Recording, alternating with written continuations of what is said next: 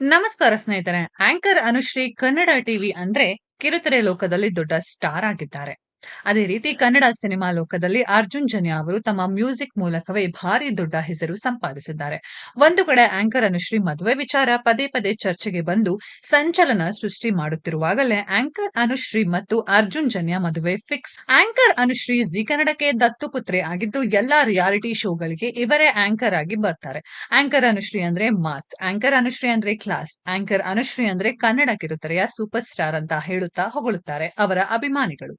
ಹೀಗಿದ್ದಾಗಲೇ anchor Anushree ಮತ್ತು ಅರ್ಜುನ್ ಜನ್ಯ ಮದುವೆ fix ಅಂತೆ.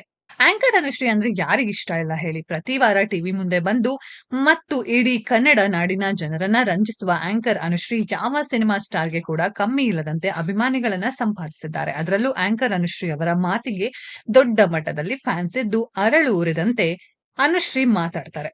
ಜನಗಳು ಟಿವಿ ಸ್ಕ್ರೀನ್ ಬಿಟ್ಟು ಆಚೆ ಈಚೆ ತಿರುಗಲ್ಲ. ಆದ್ರೆ ಆಂಕರ್ ಅನುಶ್ರೀಗೆ ಮದುವೆ ಆಗಿಲ್ಲ ಎಂಬ ಕೊರಗು ಅವರ ಅಭಿಮಾನಿಗಳಿಗೆ ಕಾಡುತ್ತಿತ್ತು. ಹೌದು, ಜೀ ಕನ್ನಡ ಸರಿಗಮಪ ಕಾರ್ಯಕ್ರಮದಲ್ಲಿ ಈಗಾಗಲೇ ಆಂಕರ್ ಅನುಶ್ರೀ ಮತ್ತು ಅರ್ಜುನ್ ಜನ್ಯ ಅವರು ಸಿಕ್ಕಾಪಟ್ಟೆ ಕಾಮಿಡಿ ಮಾಡ್ತಾ ಕಮಾಲ್ ಮಾಡ್ತಿದ್ದಾರೆ. ಹೀಗಿದ್ದಾಗ ಇಬ್ಬರು ಒಬ್ಬರನ್ನ ಮತ್ತೊಬ್ಬರು ಕಾಲು ಎಳೆಯುತ್ತಾ ವೀಕ್ಷಕರನ್ನ ಸಿಕ್ಕಾಪಟ್ಟೆ ನಗಿಸ್ತಾರೆ.